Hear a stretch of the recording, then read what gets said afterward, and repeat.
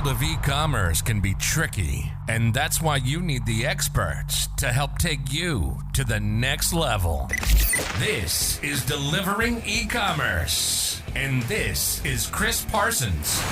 Hey, welcome to Delivering E-commerce. I'm your host, Chris Parsons. I am very honored, and I have the privilege today to have Kent Allen with us. Kent, how are you doing? Hey, Chris, good to hear from you again. I'm doing well. I'm out here in San Francisco, and we've been in a bit of a August so far, but I believe there's some sunshine waiting for me at the end of the day, so that's always positive. Yeah, that's great. And I mean, we haven't seen each other in a number of years. We're always connected through LinkedIn and have some dialogue back and forth, but it's really nice to see you in person, even though it's through a digital screen. I'm always watching your posts and what you guys are up to. I'm always impressed with it. I would love, Kent, for you to start off by, as all my guests do, tell their story, their own personal journey, so our audience can hear how you've started out in whether it be retail or whatever sector you started out in, and then grown to where you are today. Yeah, absolutely. And you're right. I mean, you were one of our very first guests at our very first Global E-commerce Leaders Forum that when we took over this whiskey bar in Tribeca and pulled together as many e-commerce professionals that we could that were focused on international expansion, which is what I've been really focused on for much of the last decade, to be honest. But yeah, I mean, looking back, it was interesting. I was getting my MBA up at the University of Washington when this, when the browsers kind of hit, and it was really interesting because, looking back, there was no e-commerce at that time. It was all just kind of internet marketing is what we referred to it as. And I think back to, I kind of had a little bit of a understanding of where this was going because I'd spent, good number of years with McGraw-Hill as we were trying to build a proprietary way to move marketing information around actually for the construction and development industry.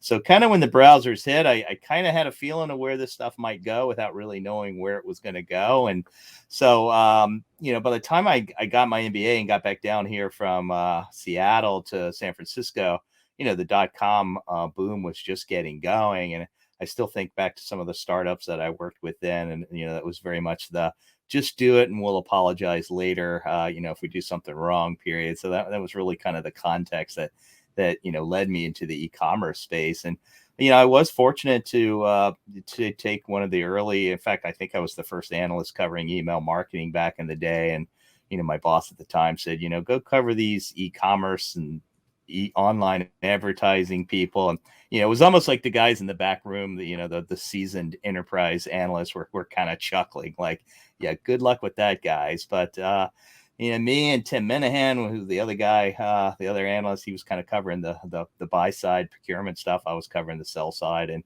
we made a really probably the biggest practice at Aberdeen Group at the time. So that was kind of how I got into the e-commerce space and, kind of started out on my own as an independent analyst. Probably 2004, kind of after the dot-com bust and all the industry analyst firms, which had popped up like mushrooms in a forest in Silicon Valley, kind of all kind of scampered back to New England.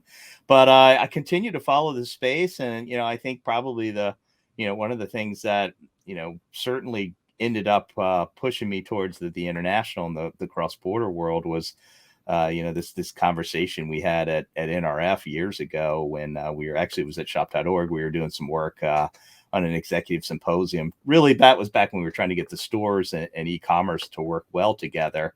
And interestingly enough, people are like, well, what about, international? This is the World Wide Web that we're talking about here. So we kind of took that as an opportunity to start doing some research and really trying to just build awareness of this opportunity to extend the reach of digital channels internationally. And that's kind of what led to the founding of the Global E-commerce Leaders Forum. Yeah, and I love the Global E-commerce Leaders Forum. I remember that whiskey bar very fondly. One of the things I still tell stories about today was they had Nutella pizza as a dessert. Yes. And it was the first time I've ever experienced that. And it was amazing. I've tried to make it a number of times myself, not to the same degree as them, but it was fantastic. And no, if you hadn't mentioned that, I would not have remembered that. I still remember just kind of being on stage all day, and all you could do was look out from the stage and see like hundreds of bottles of bourbon circling the room. So it was by the time we got to the happy hour, it was ready. So, but yeah, that was great. And I mean, it was interesting because what we did was, I mean, in many ways, we modeled it on the early days of shop.org. And, Scott Silverman, who was the executive director of shop.org during its heyday, if you will, it's obviously one of the co-founders, as well as your fellow Canadian, Jim Okamura. So it was really interesting because what we wanted to do was, shop.org had kind of been founded back when there was kind of one person on the retail team doing e-commerce. And the idea was, okay, well, let's pull all these e-commerce people together and let them learn and share and talk and just network and grow together. And so, now we were seeing this one person, or this partial person, to be quite honest, on the e-commerce team that was being charged with extending, kind of the reach internationally and looking at cross-border opportunities. So, it worked out really well. And, today we're doing 2 big conferences, or, not big conferences, I should say, but, we're doing a conference in New York. We typically do that in September, early October. And we're on the West Coast in West Hollywood, typically in mid-February for, kind of the West Coast crowd. So it's been really nice. I mean, obviously we had to take a bit of a time out and shift to virtual during the pandemic, but, it was a good thing. We started our own podcast, the Global E-commerce Tech Talk, which Michael LeBlanc, another Canadian, is our host. And we've, had a lot of fun doing that, and, started doing some virtual lunch and learns, which I think is probably something that we'll keep doing. We've always done regional dinners around the country and things like that, but certainly it's a lot easier for people to just kind of log in and network and talk and learn, for an hour in the middle of the day, and then, hop back to work. So, but we are really excited to be getting back to live in-person networking September 28th and 29th in New York at the Global E-commerce Leaders Forum. Yeah, you mentioned Michael, and Michael, I think, has like 7 podcasts going now. He's got his hands in everything. He's such a good host. He's so smart when it comes to retail and what's going on in the market. So you've got a great one there working with you. But your whole team, I mean, Jim's fantastic. He's just a true gentleman. Every time I speak with Jim, it's just, he's so gracious with his time. But the whole group can, and that's why I even reached out to you, have you come on here, because I think when you find the right culture and the right network of people, it's great to bring them and give them exposure to others, because I think there's so much for people to get value out of your conference. When I went, I was maybe starting out in my career, I would say, and having confidence speaking, and going to that whiskey bar and networking with experts in the industry and giving them some feedback about the Canadian market was also a great way for me to start having network in the US. And it has flourished from that. I mean, I've been to 2 or 3 of them, but because of me going there, it's opened up opportunities for me where I would have never had those if I missed out on the conference with you guys. And I always appreciated that. And then the fact that, you get to go up on a panel and answer a few questions is always fun as well. But I think what I would love for my audience to do is research GELF if they haven't heard of it. And I doubt that most of my audience wouldn't have heard of it. But if they haven't, go and research it, connect with you, and get some more information. I would love to make the trip, but I'm understanding that the COVID numbers are starting to go up again. And I don't know what our government's going to do with travel, because I guess this Delta variant is picking up again. Yeah, I mean, it's been really interesting, and we've worked with the Canadian Post people, and 3 or 4 different sponsors up in Canada, and it's like the border opens and it closes, and still not quite sure why. I know you guys were letting us in, and I feel like we should be letting you guys in as well. But yeah, it's been interesting throughout this whole process. I mean, I spend a lot of time talking to retailers and solution providers, and just smart people around the world, just trying to understand what the situation is on the ground, both with e-commerce growth in general, but also with the impact of the pandemic on supply chains and so forth and whatnot. And I mean, you get as many different stories as talking around the world as you do talking around the country. I mean, you talk to some people in different parts of the U.S. and the pandemic was long over for them, but obviously, stuff is back. We are fortunate that we're going to be getting people together in New York, and they've been quite successful with the vaccines and things like that up there. Yep. So, but it's people are psyched to get back. Obviously we've got to follow mandates and everybody needs to be vaccinated and things like that. But we're definitely looking forward to getting the community back. But yeah, I mean, looking back, I think one of the more satisfying things is, I even think back to that first event we did 7 years ago, believe it or not now. And, some of the folks that were just starting, I mean, they were probably, kind of mid-level executives. A lot of them are senior VPs of e-commerce now, and, have really kind of, looked at this international opportunity and have really, it's really helped to kind of define their careers.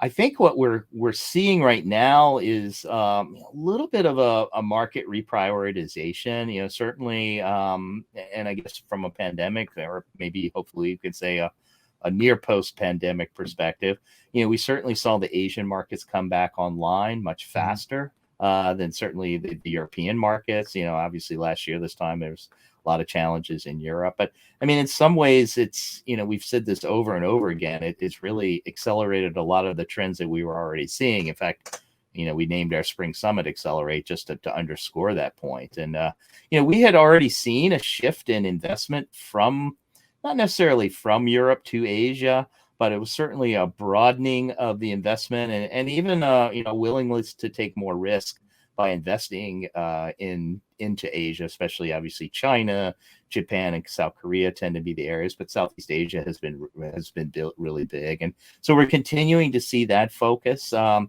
mean, the interesting thing that we saw in some of the areas, like for instance, Southern Europe, which had already always trailed Western Europe, certainly the UK, France, and Germany have always been, primary tier one markets, if you will, for people that are looking to export and to do cross-border e-commerce. The Nordic region, Northern Europe, that's actually been right up there with them, maybe tier 1A or something like that. But what we saw during the pandemic was a lot of the kind of laggards in Southern Europe, the people were suddenly online and they're sticking online. So I think you're actually going to see, not just Southern Europe, but Eastern Europe as well. Poland, comes to mind as some areas where you're going to see some really sustained and strong e-commerce growth. That being said, Latin America is probably one of the markets that, similar idea.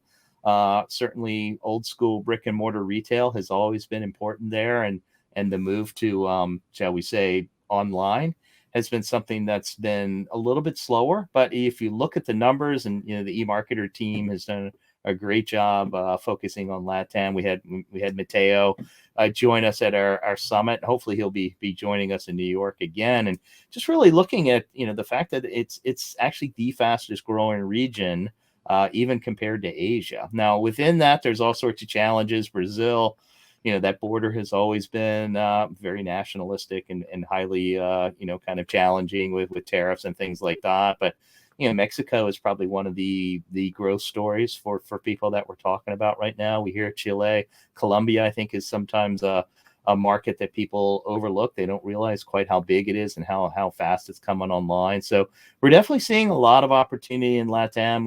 We'll be covering that, and probably couple sessions we'll be looking at that. So I could talk forever about kind of different markets and things like that, but it's just been great to see not only how the trends have accelerated, but how many more people are coming online and staying online. Yeah, you've seen the adoption, and people have now just made it part of their shopping habit and their shopping journey. And I talk about this blended shopper a lot, where they're going to shop in store for certain things, they're going to shop online, and it also depends on where they are in the given moment of the day. And they may have an idea when they're shopping with a friend or out with a friend at a sporting event that they need to buy something and do that on their mobile device. Or if they're commuting home, they're going to stop at the store. So it's this real blended experience now. If you're selling online, you need to ship products to your customers fast, reliable, and at the lowest cost to provide the best experience. ClickShip is used by e-commerce business owners across Canada to access the best shipping rates from trusted carriers, allowing you to lower your abandoned cart rates by offering real-time rates at checkout or offering a lower flat fee. It integrates with major e-commerce marketplaces and storefronts so users can sync orders, select rates, print labels, and schedule pickups from anywhere. If you'd like to learn more, there's a link in the description where you can go and sign up. Save more time and money with ClickShip. It's easy as click, ship, save.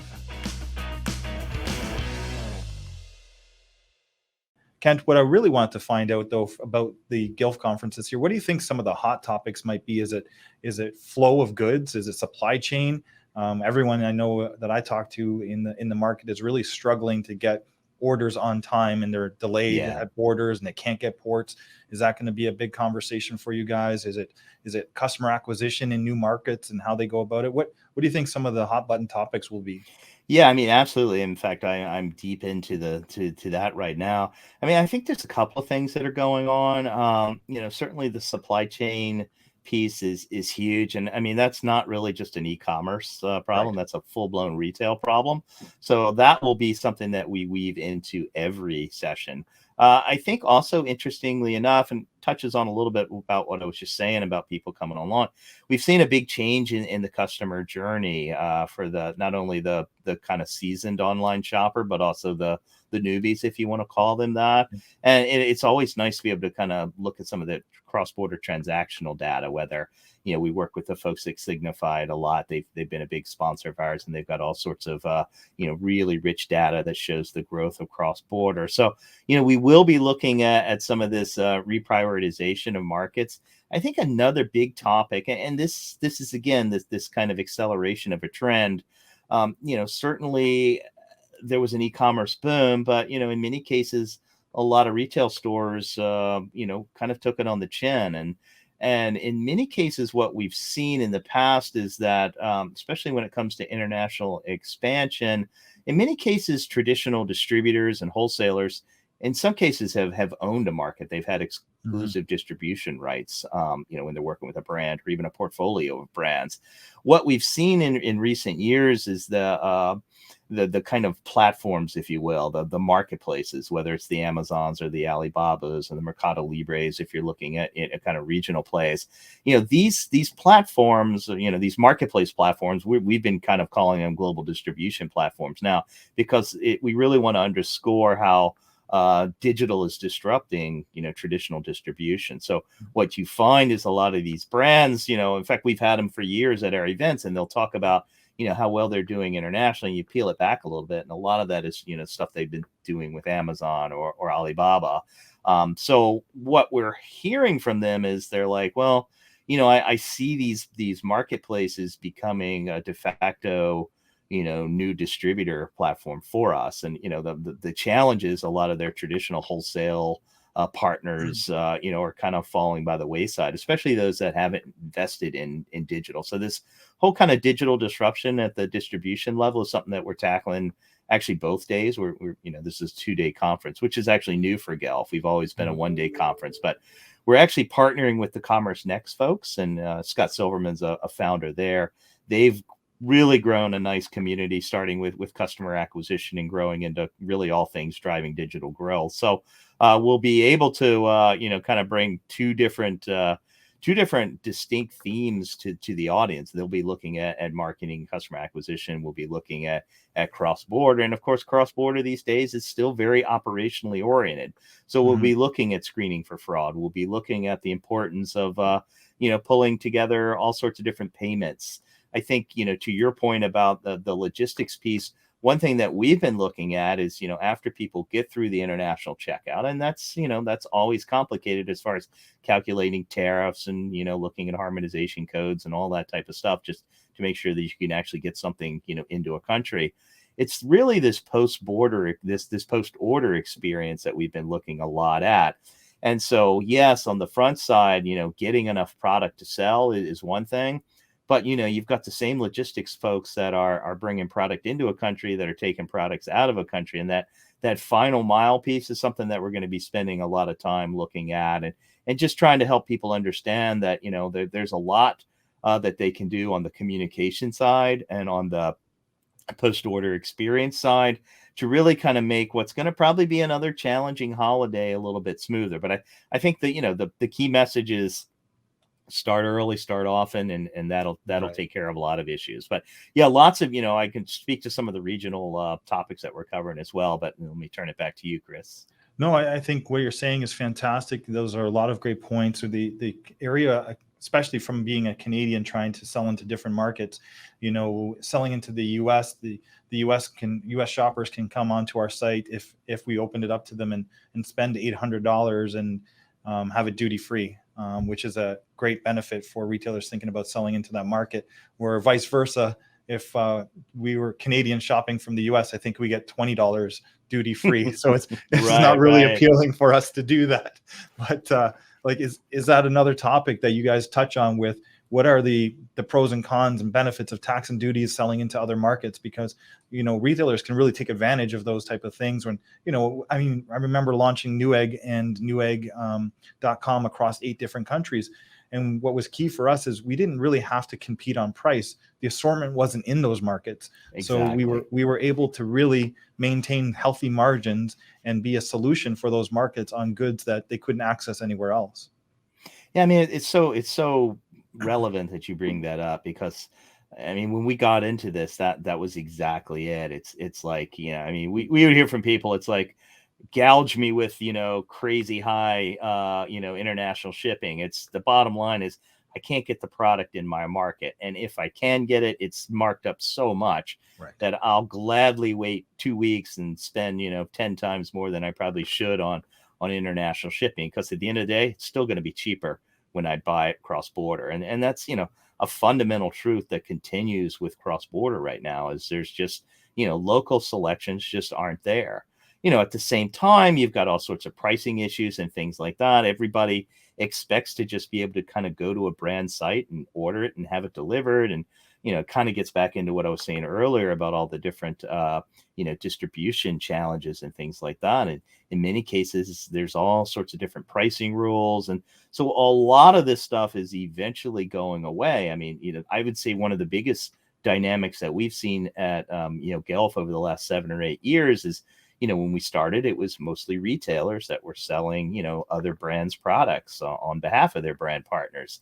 Mm-hmm. Really, over the last 3-4 years, and especially the last 2 years, most of the people that are coming to the GELF events now are branded manufacturers selling direct to consumer. Yeah. We certainly still do see retailers, and for instance, Kai Lee from Revolve, which is arguably kind of a new age retailer, and he'll be talking about some of the decisions that they've unmade about, what they're doing in China, for instance. They had stayed away from the marketplaces, but then they looked at their data and they realized that, a lot of the brands that they were selling at Revolve weren't in China. So they knew that by, kind of getting on the platforms over there, that they could really help their retail partners.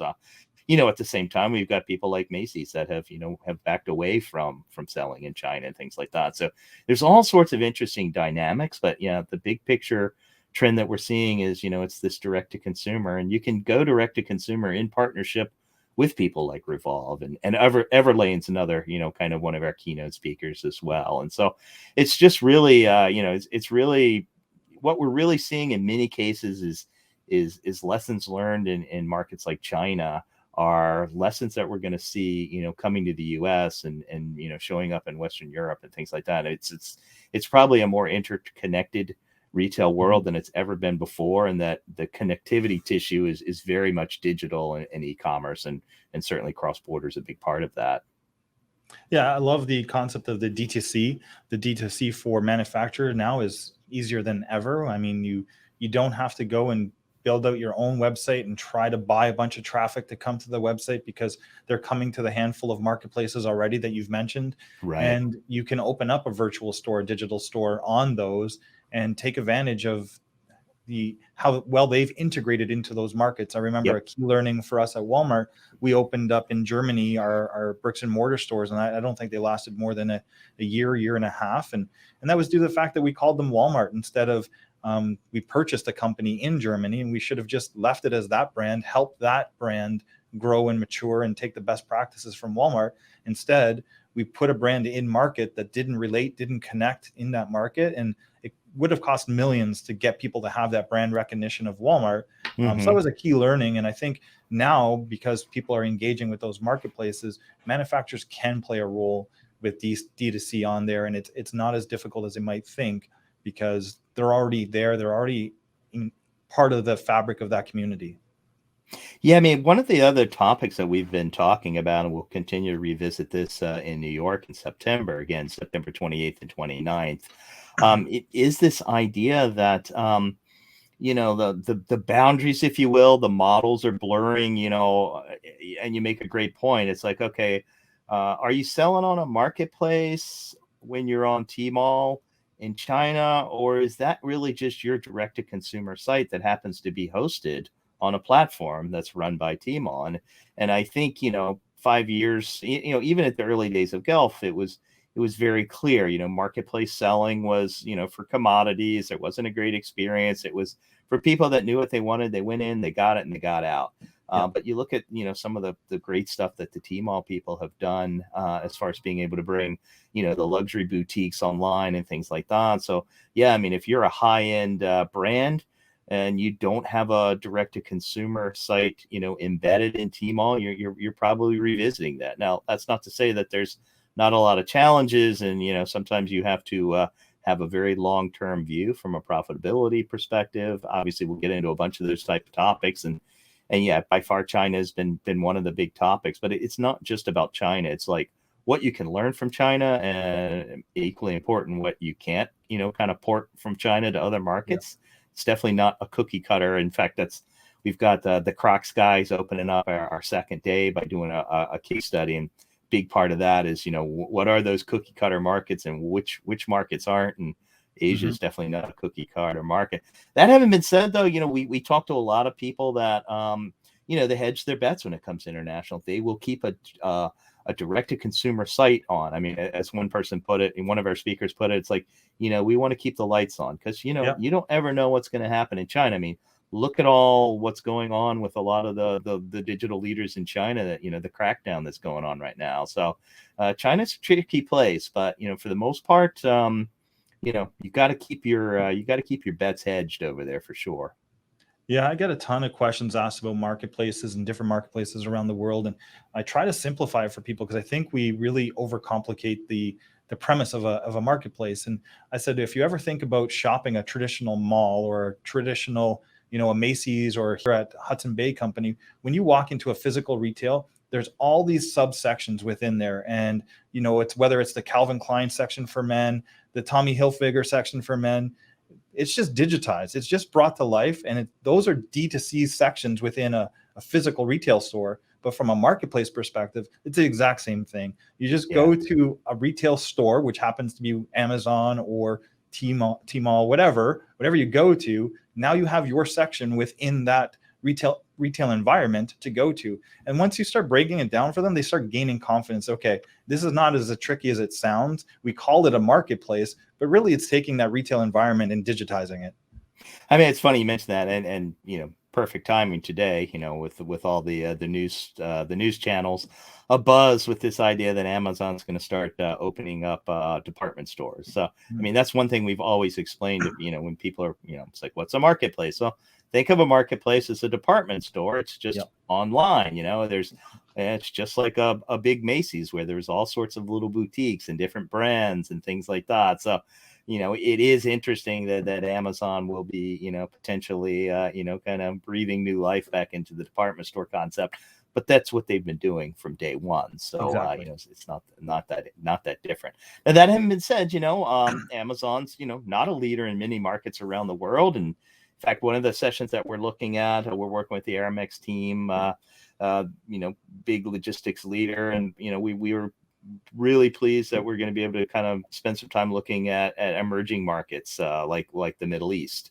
So that's something that we love to be able to take time at GELF to look at. I mean, you could spend half your day talking about China, and obviously Latin America has a lot of interesting opportunities, and in fact, Russia is something I still remember. 2014 when we started GELF, it was supposed to be the year of e-commerce in Russia, and then Putin does what he does, and that all kind of went away. But don't ever underestimate some of the markets that may not be front of mind, because there's a lot going on. There's innovation everywhere, and the good news is, no matter how many barriers governments can make, for the most part, the consumer kind of defines the future of retail. And it'll be interesting to see how all that plays out as we come out of the pandemic. Again, this idea of what's the road ahead, that's what we're opening up with. Jose Nino from US Polo, one of our most popular speakers, is back kind of kicking things off for us. And, we've got a great lineup of speakers, both in the GELF global stage and the Commerce Next folks have just done a bang up job really pulling together. And it hasn't been easy pulling together, arguably the first big live kind of return to e-commerce marketing. So we're really looking forward to it. It's September 28th and 29th. You can go to globalecommerceleadersforum.com and click some links there, and it'll take you and get you more information. We do welcome e-commerce folks to join us. It's typically a retailer focused event. So if you're a retailer or executive at a brand selling direct to consumer, we'd love for you guys to come. Just register and we'll get you guys hooked up. And it'd be great to really just get the audience of your podcast engaged. And we will be back in LA probably mid-February of 2022. We do our event out there at this great old cinema. It's called the Directors Guild of America. It's in West Hollywood. And in fact, I was telling somebody yesterday, I was doing the run through, and we actually got our event back in mid-February of 2020, kind of before the pandemic, kind of really hit. And, there was some clutter at the podium. I pulled it out, and it was Quentin Tarantino's speech, for some Academy Award, thing that he was doing. So we'll be back in LA, West Hollywood, mid-February. So really looking forward, though, to kind of getting things back going in New York again, and already starting to look forward to LA in February. That's fantastic. Yeah, I'll put all the links in the comments section so my audience can find more information. Kent, how can they get a hold of you? Yeah, hey, no problem. Just reach out to me at kent@globalcommerce.co. So that's just Kent at globalecommerce.co, not .com. We're a .co. So yeah, just Kent at globalecommerce.co. And, let me know if you'd like to get involved. We always are looking to kind of bring new people into the community. Yeah, I think it's more relevant than ever, actually, to get out to the conference, especially as we try to. I mean, the big talk over the last 6 to 9 months has been how accelerated e-commerce has been, that in 2 years we've grown 10 years. And then how much are we going to pull back from that type of growth, if we're pulling back at all? I know a lot of investments have been made in logistics and warehouses and on automation. Those have really ramped up. But from a customer perspective, do they go back to the store and they shop solely at store, or they become that blended shopper that I keep talking about? And they'll get all that information at GELF and more, I'm sure. So Kent, it's been an absolute pleasure. I'm sorry that I'm not going to be able to make it to New York, but I am definitely looking out for the West Coast. Hopefully we'll be able to. Yeah, and it is a bummer that our neighbors to the north are kind of on one side of the fence and we're on the other side of the fence, I guess. But things change quickly, so we'll see if something opens up. We'd love to have you guys kind of join us last minute. And hope everybody's doing well out there. It's been great to kind of be in touch with everybody virtually over the last year and a half or so. And definitely looking forward to kind of reconnecting with folks in New York on September 28th and 29th. Wonderful. I think everyone should take advantage of it and just shake your hand when they see you, because they'll have a great conversation, I'm sure, when they get there. And once again, Kent, I really appreciate our time tonight. I'm looking forward. I just broke 1,000 subscribers on YouTube this week. This is only 4 months old, so really excited about the fast growth that Delivering E-commerce is and the attention that it's getting, and it's from great guests like yourself. Yeah, well, hey, thanks. Keep up what you're doing. I mean, the more avenues we have for discussion and conversation, the better. And we're kind of all about fostering, sharing, and learning and education. So thanks for the important role you're playing in that as well, Chris. All right, my friend. Have a great night. All right, cool. Take care. You've been listening to Delivering E-commerce. It's our passion to have on leaders and suppliers in e-commerce from around the globe, setting you and your strategy up for the next level. We hope you've gotten some useful and practical information from the show. Make sure to like, rate, and review, and we'll be back soon. Connect with Chris on LinkedIn at Chris Parsons. on LinkedIn and Spotify at Delivering eCommerce, or on YouTube at Chris Parsons Delivering eCommerce. Till next time, this is Delivering eCommerce.